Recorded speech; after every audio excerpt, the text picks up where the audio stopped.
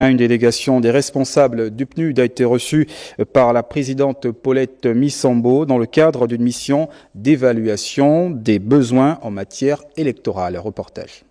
Forte de sa dizaine de membres, la délégation du bureau AI du Programme des Nations Unies pour le développement dévise au Sénat de la transition avec les responsables de l'institution.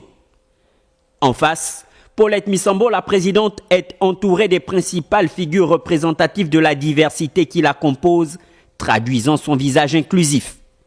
La rencontre fait suite à la sollicitation du gouvernement dans le cadre de l'évaluation par l'ONU des besoins électoraux. Chaque fois que le secrétaire général de l'ONU reçoit une requête de ce type, il envoie toujours dans le pays membre, dans l'État membre, une équipe comme la nôtre pour venir échanger avec toutes les parties prenantes au processus électoral.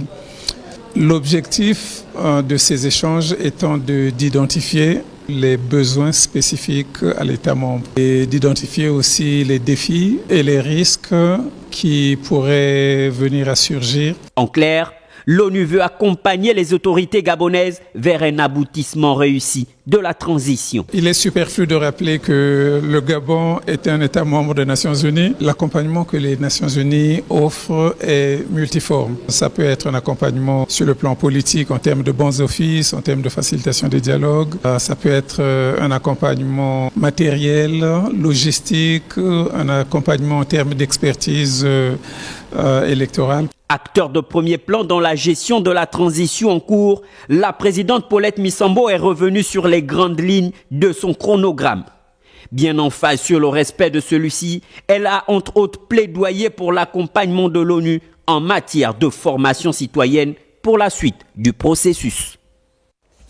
Le projet de loi de finances déterminant les ressources et les charges de l'État pour l'année 2025 a été adopté à l'Assemblée nationale au cours d'une séance plénière dirigée par le président de la Chambre basse du Parlement, Priska Kamabekale, Valérie Charles Poulangoy.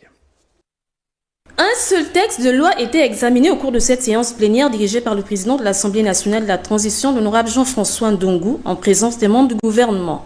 L'audit texte de loi est le projet de loi de finances déterminant les ressources et les charges de l'État pour l'année 2025. Celui-ci a été adopté lors de ces travaux par les honorables députés présents, à l'exception de 4.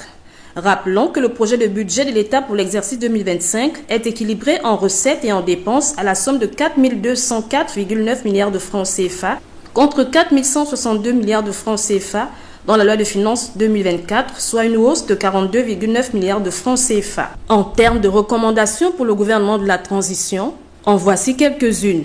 À l'issue de l'examen du projet de loi de finances exercice 2025, la Commission recommande au gouvernement de renforcer les capacités des administrations en charge de la préparation et de l'élaboration du budget de l'État et systématiser une approche collaborative, d'élargir l'assiette de la CFU en dotant de moyens conséquents les administrations en charge de la délivrance des titres fonciers, notamment l'ANUTTC et la conservation foncière, afin de mener des campagnes massives de régularisation foncière dans les lotissements aménagés par l'État. Face à ces recommandations, le ministre des Comptes publics, Charles Ba, a dit avoir pris acte. À retenir que cette séance plénière a été précédée de la réunion de la conférence des présidents. Carrefour